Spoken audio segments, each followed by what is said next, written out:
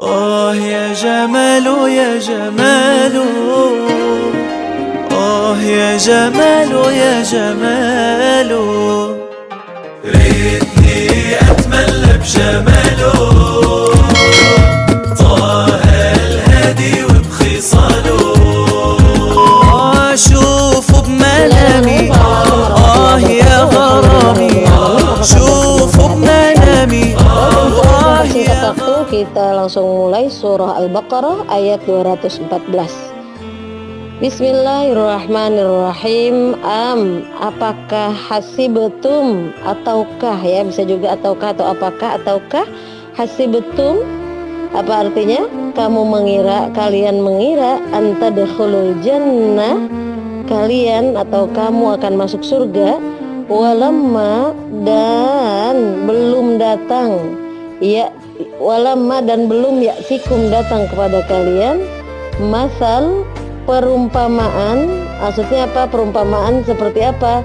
Alladzina khalau min qablikum. Perumpamaan apa? Perumpamaan cobaan. Alladzina, orang-orang yang khalau min qablikum, terdahulu, khalau, terdahulu, min qablikum, dari sebelum kalian.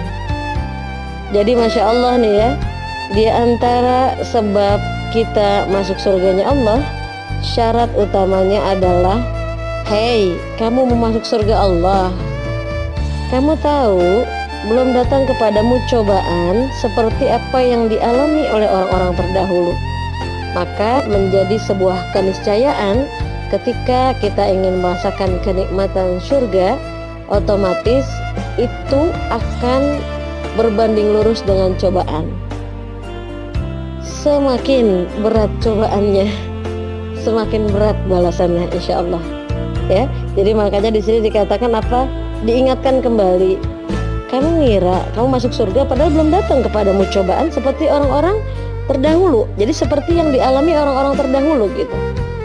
Dan ini sebuah keniscayaan gitu. Jadi ketika kita sadar betul bahwa begitulah aturan mainnya, ya, maka kita akan siap insya Allah dengan apapun cobaan ujian yang Allah berikan, dengan segala risikonya. Kemudian apa? Masathum, ya, mereka ditimpa apa? Masathum, ditimpa apa? Al-ba'sa, mereka ditimpa apa? Kemelaratan. Wadharra, dan penderitaan. Wazulzilu, dan diguncang dengan berbagai cobaan. Masya Allah ya, banyak goncangannya. Hatta, sampai sehingga yaqular rasul, dan sampai bersabda Rasulullah, walladzina amanu, dan orang-orang yang beriman, ya, sampai orang-orang yang beriman dan Rasul berkata apa? Ma'ahu, yang bersamanya Rasulullah berkata, mata, kapan? Mata nasrullah, kapan pertolongan Allah? Jadi apa, ketika kita mengalami guncangan pasti kita akan nanya, kapan ya Allah pertolonganmu ya Allah? Maka jawabannya, Allah, ingatlah, ketahuilah, inna, sesungguhnya, nasrullah, pertolongan Allah, qaribun, itu dekat.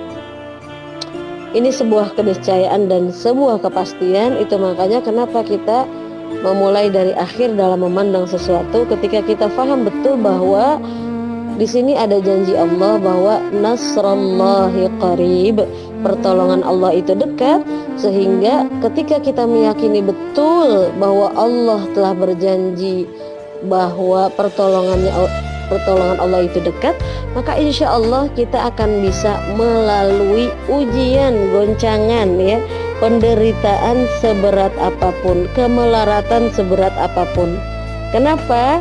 Karena memang janjinya untuk orang-orang yang ingin merasakan nikmatnya surga, mereka harus lebih dulu merasakan apa nih? Ya minimal kalau nggak melarat, ya menderita. Kalau nggak menderita, merasakan berbagai guncangan, cobaan. Jadi ini sudah jadi aturan main, ya, aturan baku. Ketika teman-teman ingin mendapatkan surga, ingat surga itu tidak didapatkan dengan mudah. Huffatil jannah bil makarih.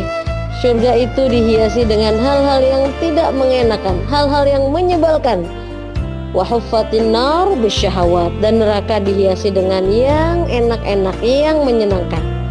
Maka ketika kita sudah kenal, sudah paham karakternya, bahwa surga itu memang dihiasi dengan hal yang tidak menyenangkan, maka kita pasti akan siap menerima segala ujian, cobaan, penderitaan, dan berbagai guncangan.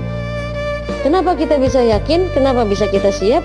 Karena kita yakin dengan janji Allah, ala inna nasrallahi qarib. Ketahuilah bahwa pertolongan Allah itu dekat. Ketika kita meyakini betul bahwa Allah tidak pernah ingkar dalam janjinya, ketika kita meyakini betul bahwa Allah tidak akan pernah menguji hambanya di luar kemampuannya, ketika kita yakin betul bahwa sesungguhnya pertolongan Allah itu dekat, maka itulah yang akan menguatkan kita, insya Allah.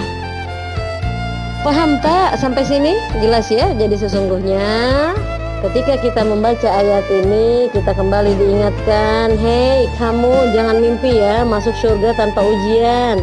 Hei kamu jangan mimpi ya masuk surga tanpa penderitaan. Hei kamu jangan mimpi ya masuk surga tanpa apa?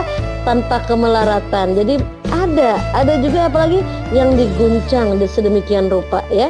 Jadi itu pasti akan dirasakan oleh orang-orang yang betul-betul sungguh-sungguh ingin merasakan kenikmatan surga, maka dia akan berusaha bertahan dengan berbagai cobaan, dengan berbagai goncangan, dengan berbagai penderitaan, karena dia sangat yakin, hakul yakin bahwa sesungguhnya Allah telah memberikan janjinya, pertolongan Allah itu dekat.